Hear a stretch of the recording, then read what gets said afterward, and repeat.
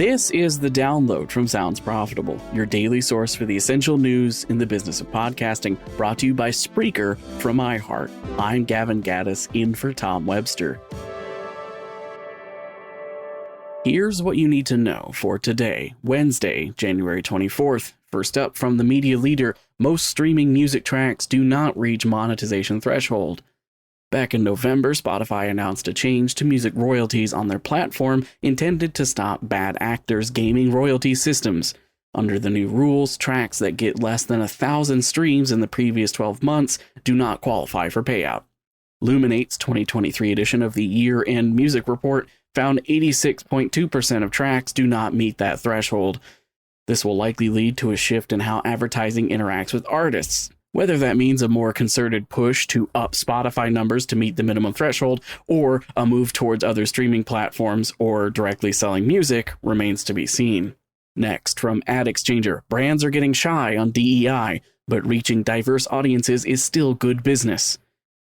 The further 2020 fades into the rearview mirror, the more agencies and publishers seem to backtrack on diverse hiring initiatives and fulfilling DEI, that is, diversity, equity, and inclusion, motivated spending commitments. A few success stories have come out of moves to support more diverse companies, including the exponential growth of the minority-owned DSP and SSP Digital Direct Holdings. While DDH has fared well, minority-owned publishers are having trouble getting enough visibility that buyers know their inventory exists. The problem then becomes getting buyers to look for smaller, more focused companies that can deliver a better ROI with their engaged, often underserved audience. And again from Ad Exchanger, why personalized ads go wrong and how to do them right. Brands are beginning to experiment with using generative AI to produce personalized ads. While there are positives when such concepts work, when they don't work, they really don't work. One instance given is that of passive personalization, such as a couple receiving ads for baby products when an AI figured out the pregnancy existed before the couple had even publicly discussed it. One example of ways to implement a similar system in a person-forward manner is luxury hotels. The system can do the grunt work of logging and recalling of regular guests' preferences and requests, allowing the workers to preemptively prep a room to the guests' liking.